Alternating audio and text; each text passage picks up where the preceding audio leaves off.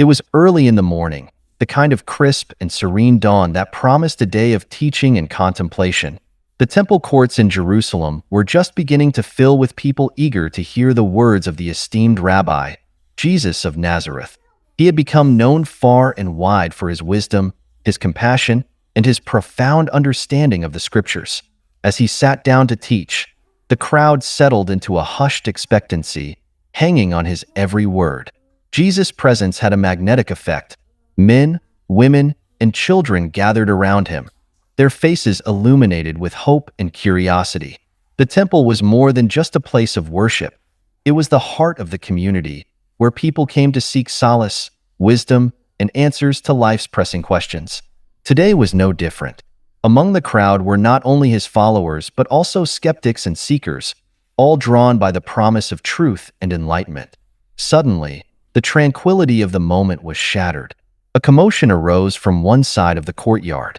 The scribes and Pharisees, a group of stern-faced men, were dragging a woman toward Jesus. Her face was flushed with shame, her clothes disheveled, and tears streamed down her cheeks. The crowd parted to let them through, their whispers and gasps echoing in the morning air. The scribes and Pharisees were known for their strict adherence to the law of Moses and their zeal in enforcing it. They often viewed Jesus with suspicion and hostility, seeing him as a threat to their authority. Today, they had brought this woman as a pawn in their ongoing effort to discredit him.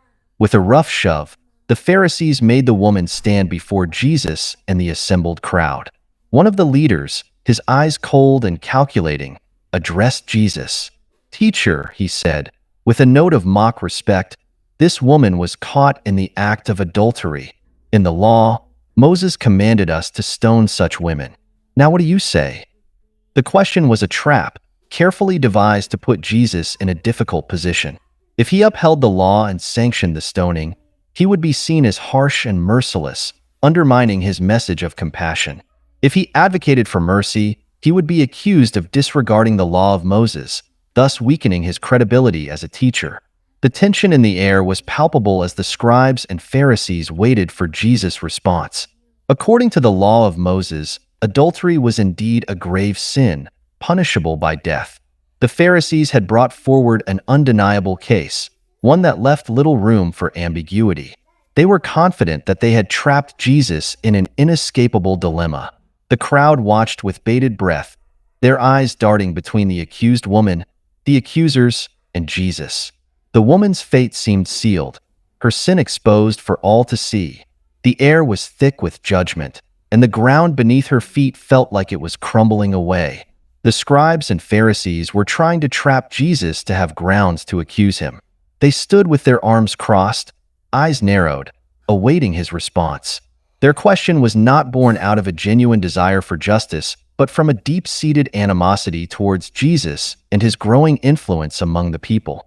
They saw this as an opportunity to discredit him publicly.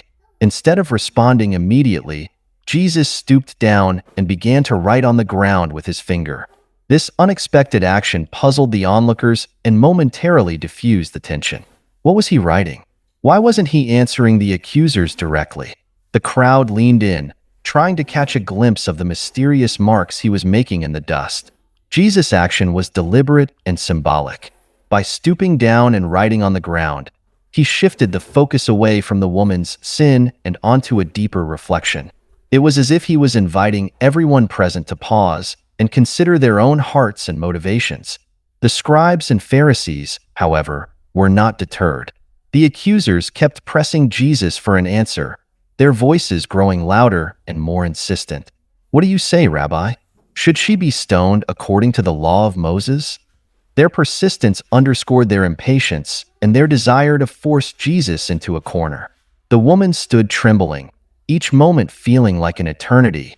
She dared not look up, her shame and fear overwhelming her. She knew the law, and she knew what was at stake. Her life hung in the balance, and the weight of her sin bore down on her heavily. Finally, Jesus stood up and looked at them. His eyes were calm but piercing, his voice steady and authoritative. "Let any one of you who is without sin be the first to throw a stone at her." With this statement, he turned the tables on the accusers, shifting the scrutiny from the woman to themselves. The crowd fell silent, the weight of Jesus' words sinking in. It was a profound challenge, one that cut to the heart of human nature and self-righteousness. Who among them was truly without sin? Who could cast the first stone with a clear conscience? The accusers had come to judge, but now they found themselves judged. Once again, Jesus stooped down and wrote on the ground. The silence was deafening as each person present grappled with their own conscience. One by one, starting with the oldest, the accusers began to walk away. The elders, perhaps wiser and more introspective, were the first to recognize their own sinfulness and hypocrisy. As the accusers left, the tension in the air began to dissipate. The crowd watched in amazement as the would-be executioners disappeared into the background, their stones unthrown. The woman, still standing in the center, dared to hope. Was it possible that she might be spared? The courtyard, which had been filled with angry voices and self-righteous indignation, now became a place of quiet reflection. The scribes and Pharisees, having failed in their attempt to trap Jesus, slunk away, their plan in tatters. The crowd, too, began to disperse, each person pondering the lessons of mercy and judgment they had just witnessed. The woman remained, a solitary figure amid the dispersing crowd. Her fear began to ebb, replaced by a cautious sense of relief. She had expected death, but now she found herself still alive, her fate unexpectedly transformed by the rabbi's intervention.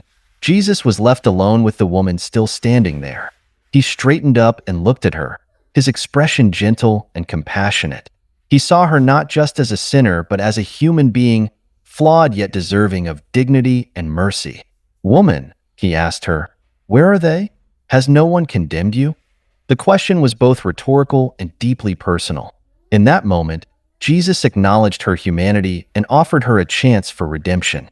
It was an invitation to leave behind the shame and start anew, to embrace a life transformed by grace. She replied, "No one, sir." Her voice was barely above a whisper, filled with a mixture of awe, gratitude, and lingering fear. The realization that she had been spared began to sink in, her heart swelling with a newfound sense of hope. The stones that had been meant to take her life now lay scattered and harmless on the ground. Her response, simple yet profound, marked a turning point in her life. She had been shown mercy in a moment when she least expected it, and this act of compassion had the power to change her forever. The burden of her sin, so heavy just moments before, now felt lighter. Jesus said, "Then neither do I condemn you. Go now and leave your life of sin." His words were a declaration of grace and a call to transformation. He did not condone her sin, but neither did he condemn her for it. Instead, he offered her a path to redemption, a way forward that was rooted in love and forgiveness. The woman's heart was filled with a deep sense of gratitude. She had been given a second chance, a new beginning. Jesus' words were not just a reprieve from death, but an invitation to a new way of living, one that embraced righteousness and rejected sin.